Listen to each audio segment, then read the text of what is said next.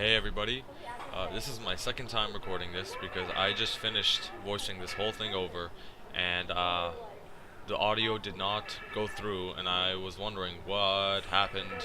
I just spent over 7 minutes doing this and I looked down and my microphone was turned off. So here's round two, guys. Um, this is pretty much, I had 1 day of rest between the meet, and we start off the week with 355 for 5 triples. And these felt hard. I know my form is breaking down. I know bad things are happening. Over there, you noticed the plates were actually sliding despite having a clip there. So I kind of felt that something was wrong during the workout, or during that set anyway. Uh, all of these sets I hit today are a PR after PR. Each set was a PR. Um, this workout was probably one of the hardest workouts I've done in a while. And I know that there's a lot of form breakdown. I'm not hitting the depth that I normally take my squats. And I was just tired. The day after the meet, I was sick. And I lost around 7 pounds in 1 day. The day of the meet, I didn't eat enough, I guess, to replenish afterwards, and then the day after I had zero appetite. I just had water passing through me. I couldn't eat. I didn't want to eat. I forced anything that I ate into my face, and I think maybe I capped off the day at like 2,500 calories, which is nothing for me, guys. So I lost around 7 pounds, 5 to 7 pounds, and I actually had to tighten my belt. My belt was sliding on me, just me moving it around, and the belt had been on a good setting for at least 3 weeks, so I just felt very low energy, and on top of that, I didn't get much sleep last night, so that's why the squats went the way they did. But I'm pretty proud. I didn't want to give up. I didn't want to quit. I said, you keep going, dude. You can do this. You've got this. And if the bar pulls you down and pins you into the ground, then so be it, but you just keep getting back under the bar and keep going. And that's what I did, and I finished the squats, and I felt nauseous, I felt sick, and then I'm like, okay, now it's time for benching. One problem I had on squats was I could not get my back to tighten no matter how hard I tried, and I was having a giant pain from my elbow down to my wrist in my right forearm. And as soon as on the third rep, actually the fourth set, I wrapped my thumb over during the rep of the bar, and the pain just like disappeared and my back tightened. And then I do that for the last set, and pain disappeared. So I might be doing that for a while until my arm stops hurting. It was a pretty intense pain. It was hurting me pretty badly, and I didn't like it at all.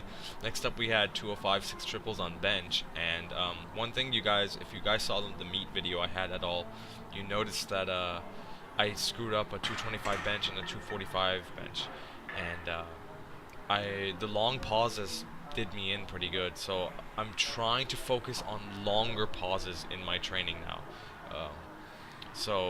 It's making things harder, so I have not increased any weight for the bench. It's the same as the last 20 weeks that I ran this, or at least 6 weeks of Shaiko, and I'm just practicing longer pauses. But to be honest, guys, this day, like I said, I'm feeling very low energy, very sick, and I don't like how I was feeling during the workout. But again, I did not want to miss an opportunity to become a better lifter. The meet disappointed me, just because I kind of expected a little better of myself, but I had a great time during the meet. I mean, I'm just so amped up and ready for the next one, and then the one after that, and the many more to continue. But yeah, the workout was pretty darn tough, and I didn't want to quit. I said, you just keep going. Next up, we did, after this set of bench here, we had 315 for 5 sets of 4. And that second round, guys, it felt like there was a truck sitting on my back, and it was just yucky. And yes, I know, not as great depth. Some of the squats looked really nasty, but I tried my best. I really gave this workout my all, and to be honest, I really do think that this is one of the hardest workouts I've ever done. or not ever done, but I've done in a while, a long while. I haven't felt like this during or after a workout in a good little bit. But I was just extremely motivated to get through this, and I wanted to get through it. And that's just what I did. What else do I want to talk about? Yeah, I think I pretty much covered everything. I talked a lot longer in the last video, but I can't remember what I was saying. I did see Michelle in the gym. She showed up, I believe, at the end of my benching, if I'm not mistaken. And she had some deadlifts, and she's starting the cube method by Brandon Lilly at cube kingpin with the Daniel Green influence. And I think she's gonna like it. I think she's gonna have fun on that program.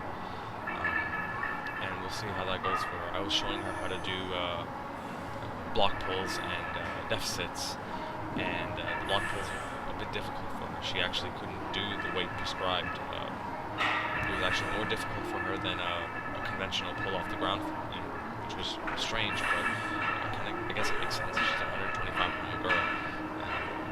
That's just, yeah. She's a girl. No sexism. Sorry. Next workout, I have deadlift, bench deadlift. I have 470. No, I have 425 for 5 triples. Excuse me about that. And looks like 210 for 2 doubles on bench, and then back to deadlifts for 370 for 5 sets of 4. So next workout, I've got a lot of benching, and you see Eric over there was trying to tell me something. I didn't know what he was trying to say. I couldn't hear him, but I guess he thought that belt belonged to Michelle. She had just left, and she doesn't even have her belt yet, so it was somebody else. Somebody left their belt in there, which is, I guess, a shame. But yeah, that's it for the workout, guys. So for now, take care, see you later, and bye.